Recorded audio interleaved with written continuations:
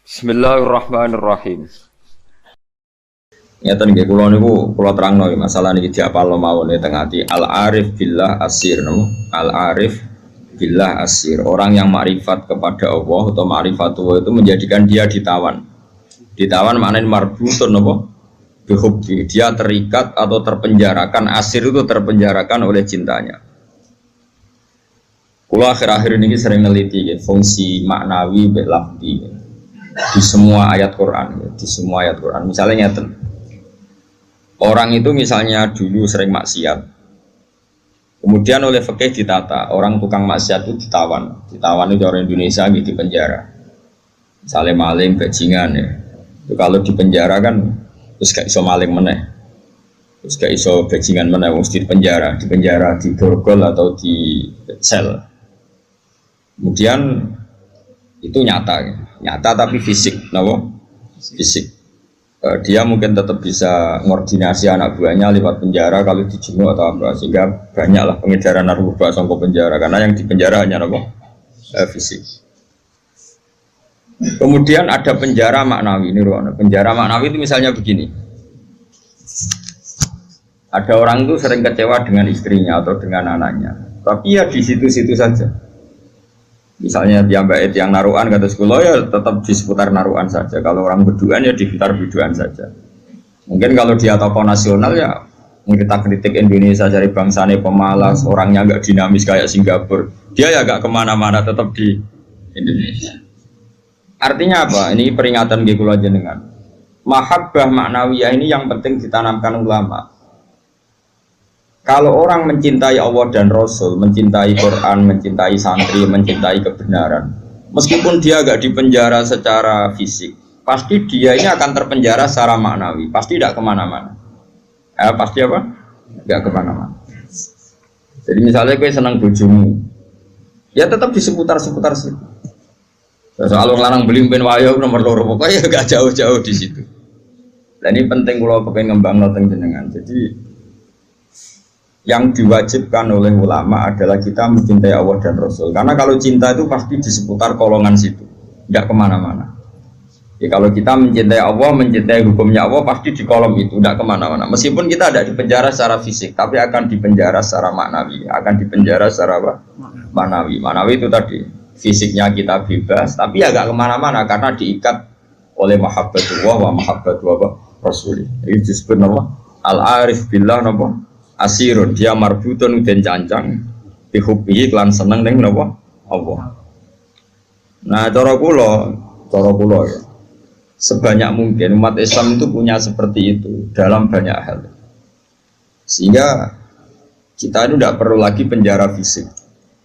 Ya saya ulang lagi, kita tidak perlu lagi penjara napa fisik. Penjara fisik itu repot.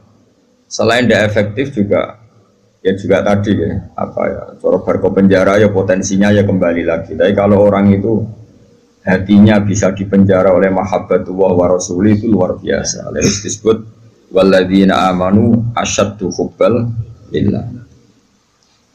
Lan kula nu sering sinau banget. Mboten trimo sering sinau banget. Itu di situ ada keterangan begini. Ini cerita wong wedi ambek bapake misalnya, iku ya ora wani marek. Seneng banget, iku ya ora wani marek. Itu ada, ini cerita orang normal kan, orang normal itu serahkan itu. Misalnya gini, kamu wedi ambek ibumu ya ora wani marek, seneng banget ya ora wani. Itu yang dilakukan Sayyidina Ali ketika ditanya, kenapa saya tidak melihat engkau makan bersama ibu kamu?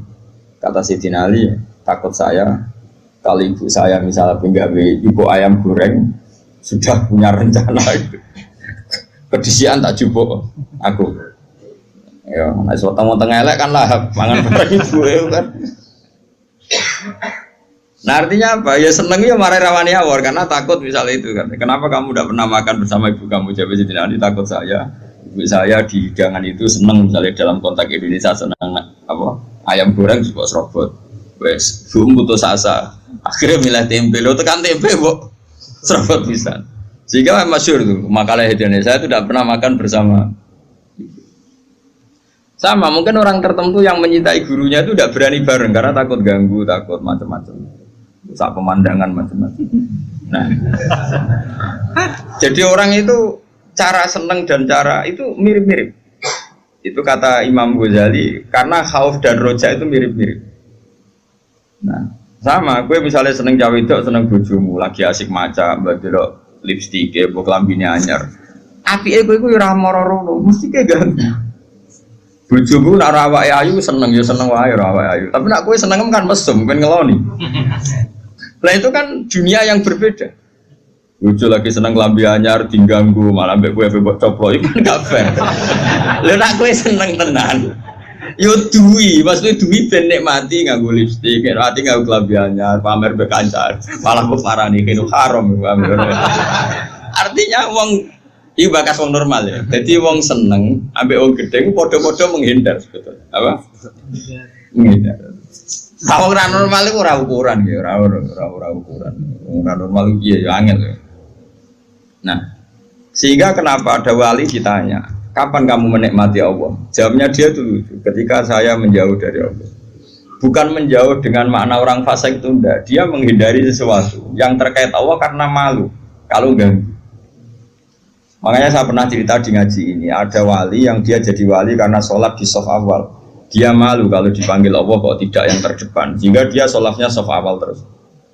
Ketika dia merasa wali paling elit karena yang amal seperti itu, ternyata diberitahu sama Allah kalau wali yang kelasnya dia itu yang sholat di pagar masjid, bahkan di luarnya.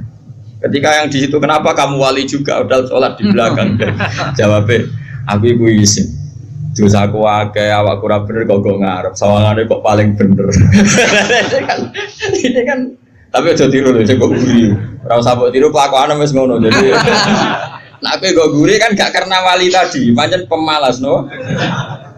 Iku wis ora wali. Umpama niru-niru ya gawe kang ora asli, maksudnya sing wali asli sing tak critakno iku. Nek kowe niru-niru kan wis gawe, iku wis gak sah cara wis. Terus plagiat cara ning kampus wis.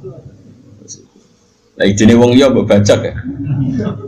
Dadi wis ra iso niru kan ya mergo kan aku guri niru kula isin Gus Wan pengen nggo arep plagiat gitu ora kamu wis gak sah.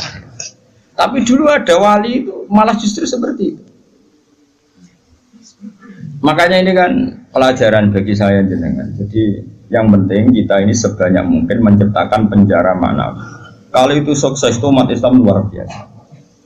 Wong ngerasa, makanya saya ulang lagi saya itu berhubung yang sekolah kurikulum sudah banyak, yang bikin yayasan formal sudah banyak, yang ingin alim, ingin doktor tafsir fikih banyak, yang ingin punya gelar dalam disiplin ilmu tertentu banyak. Saya itu ingin ada yang selalu tetap seperti saya. Karena kelemahannya sistem kurikulum atau gelar resmi, tentu kebaikannya juga banyak. Saya ulang lagi, kebaikannya juga banyak. Tapi masalahnya adalah ini terfisikkan, agama terfisikkan. Saya beri contoh gini, ini yang nyata, bukan jari. Saya punya teman, dia cara berpikir, Gus kita harus bikin kurikulum. Karena kalau kita tidak punya doktor fikih atau doktor tafsir atau doktor ahli sunnah pokoknya. Lalu nanti yang jabat di Kemenak itu orang-orang Wahabi atau Salafi Wahabi, nanti ya kebijakan Indonesia diarahkan Salafi Wahabi. Jadi lama-lama kayak Wali Songo itu tidak dikatakan pusat sejarah tapi pusat kemusyrikan. Karena rombongan Wali Songo ini rombongan kemusyrikan. Mau ketuanya ya ketua. Jadi nanti mereka. Nah, tapi kalau yang megang di departemen itu orang-orang Sunni kan mesti diarahkan ke Sunni juga. Oke itu baik sekali. Tapi saya bilang gini, secara matematika bisa dihitung. Lembaga kenegaraan departemen Kemenak lah dalam konteks kita karena santri misalnya Kemenak itu hanya berapa juga? Paling yang ngurusi haji, ngurusi ini itu, ngurusi pernikahan, ngurusi pengadilan agama. Lembaganya itu bisa dihitung, taruh saja 10 terus jumlah yang ditangani hanya berapa kasus. Bandingkan kalau kita, saya ulang, tapi ini tetap penting, saya ulang lagi tetap penting. Ada teman-teman kita di situ dan tentu sarannya yang punya gelar. Kan nggak mungkin kayak ngelamar jadi dirjen haji terus jeneng sopo Ruhin karir sabar fikir suwi itu ya prestasi. Itu kan poin, cara pengiran poin, tapi cara negara kan enggak. Cara pengiran poin, Kang nyabari nasib suwi itu cara pengiran poin. Terus wis wanen itu cara pangeran yo poin. Ada hadis Allah itu malu nyiksa orang sing wis wanen. Oh itu cara agama poin, tapi cara negara kan ndak. Terus Allah itu seneng wong fakir sing lemu. Mergo wis rido mbek kodok kodar ku yo poin. Lha itu gurunya Imam Syafi'i itu lemu. Makanya kata Imam Syafi'i jarang ono wali sebabnya lemu kecuali Abdul Hasan As-Syaibani. Itu dia dadi wali mergo lemu. Gua bertak sange ridane mbek Allah mangan. Ngertak kok mangan terus. Ora ono wong warak saka rahmate pangeran. Kowe mangan kok leren, berarti kowe nganggep ngakhiri rahmati Allah. Tapi nek ora iso leren. Ya jadi wali.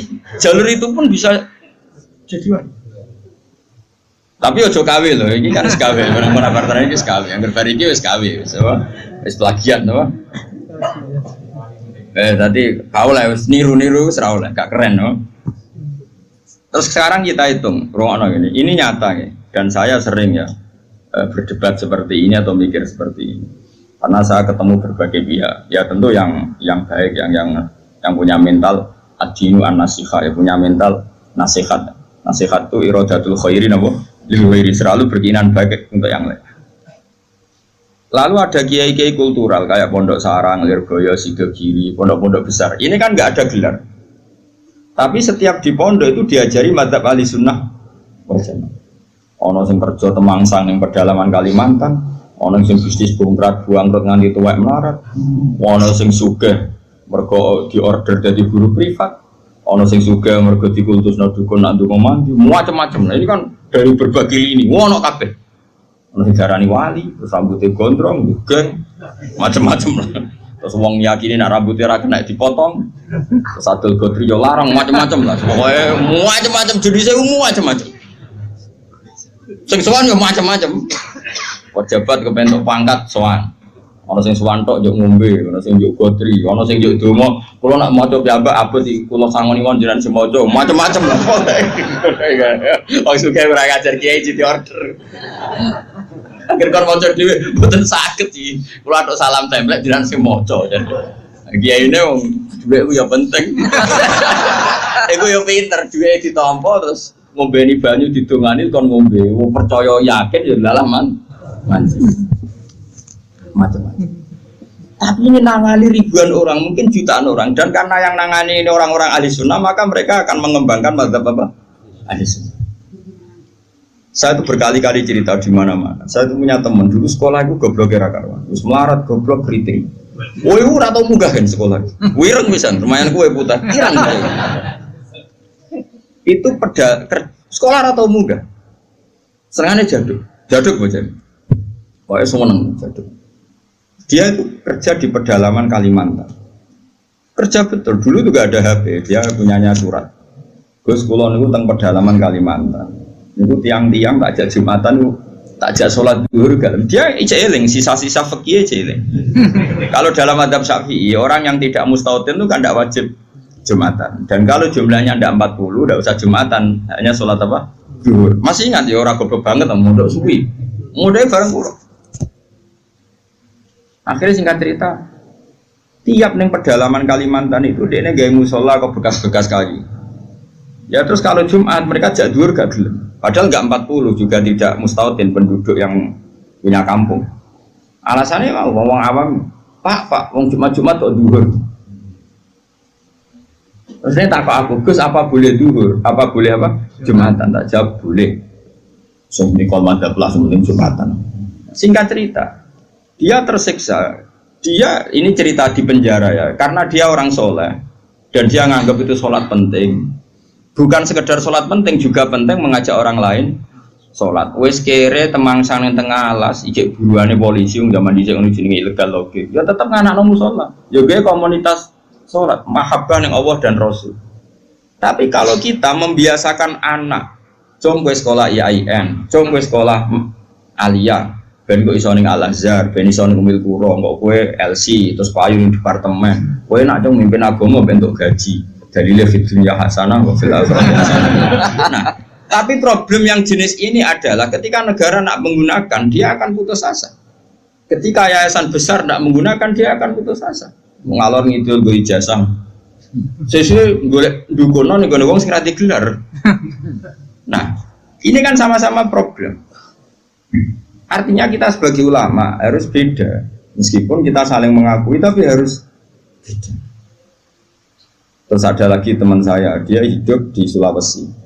Dia sama kerja di Kayunan. Itu kalau mau cari masjid itu 4 jam. 4 jam dari dia di tempat kayu tadi. Mau masjid jam 11, masjidnya cek kuncinan. Akhirnya dibuka-buka dewe, disapo-sapo dewe. Sadar. Baru sing lucu gini, memang soleh gak. Sing sitok itu alumni Sarang, ketemu alumni Lirboyo. Ono grupnya ketemu alumni Tegalrejo. Ini orang-orang yang nasibnya itu gak jelas, tapi dibawa, ini betul nyata. Dibawa oleh agamanya ketemu di titik masjid. Kang, lah kok eling Jumatan. Jadi kami ngene tau mondok, berang tahun, 4 tahun. Lah kok trimo dadi ngene, bisa ngaji ra tenanan. Macam-macam lah. Akhirnya di masjid itu ketemu sekian alumni pondok besar.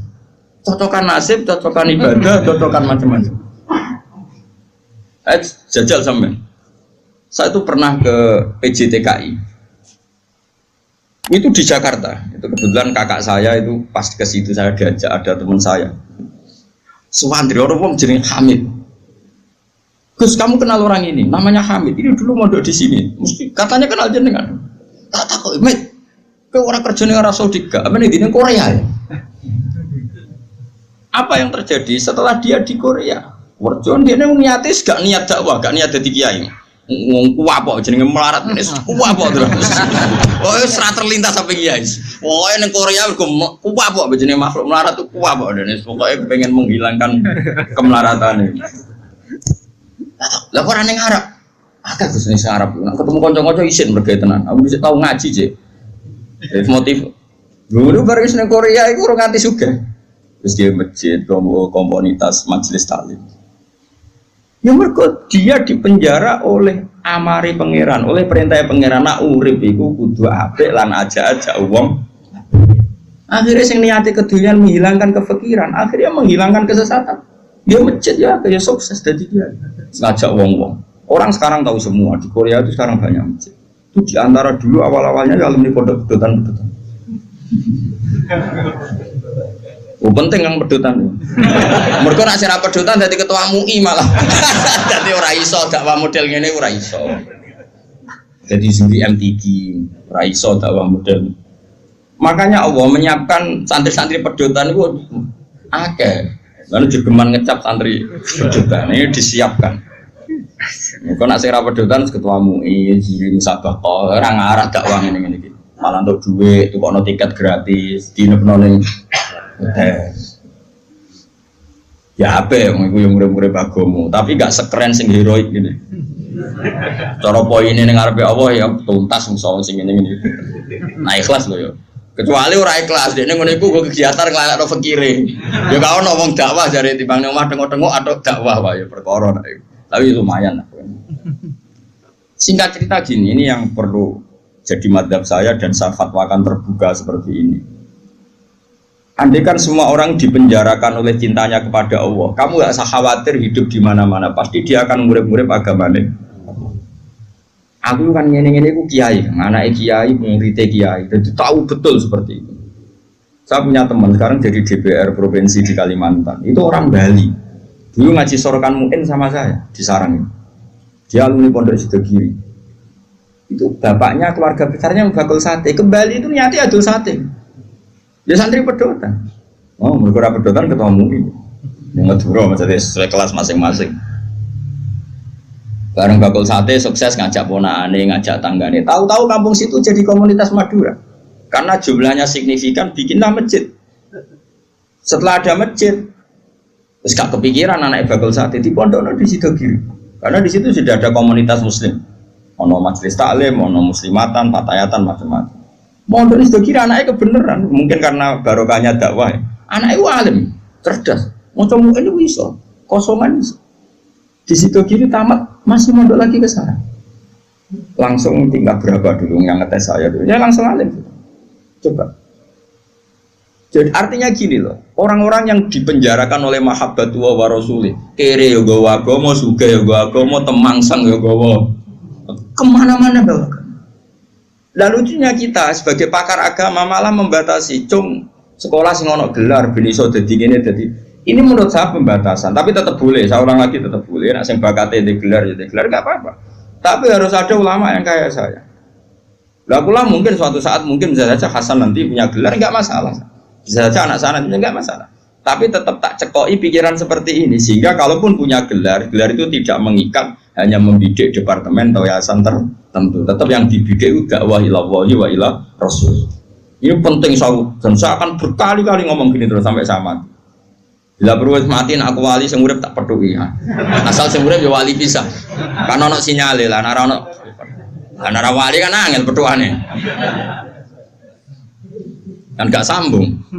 Sinyale beda. Sing wali padha waline iso calling-callingan ning sak gambare. Sing ora kan wis berat. Nggih, wali ku kelas kan. Wali ku beda. Kaya Nabi Yakub, Nabi Yusuf itu manusia digoda Zulaikha meh tertarik. Bareng meh tertarik, mulai rontok sawat bapake tewah kok. Padahal bapake ning Syria ning Kanaan, Nabi Yusuf bedane ning Mesir. Piye? Bapake ning Syria, gawe kepae ning Palestina. Nabi Yusuf kegoda Zulaikha ning tewah kok bapak. Anake Nabi kok. Lah kowe sing nabok sapa ora demenan. Ora ono sing nabok. Bapakmu ra wali, kowe ra wali, lingkungane ya ora wali. Mulane dadi ngene iki sapek. Semuanya enggak menunjang. Ya, tapi pangeran ngersakno rahmat Allah jembar jute ya udah apik. Buat jalalan ngalor ngidul, gua kita apa iki? Nasohil bilibat ngalor ngidul. Nah menurut saya yang penting sekarang adalah menciptakan mahabbatullah wa mahabbatu rasuli secara permanen itu jadi malakahnya, mentalnya, darah dagingnya sehingga hidup di mana-mana itu ilallah wa ilah rasul. Apalagi kita dalam konteks Indonesia, orang tahu semua lah, kalau Islam ke Indonesia itu dibawa oleh pedagang, semua sepakat mengambil gelar pedagang. Ada pedagang dari Gujarat, dari India, dagang di Indonesia. Niatnya dagang rempah-rempah, ya kepengen sugih. Tapi mereka ini santri, mereka ini orang ora iso golek donya tok ora iso, tetep nang aja akhirnya ngajarkan Islam. Nggih betul. Itu pedagang apa kiai?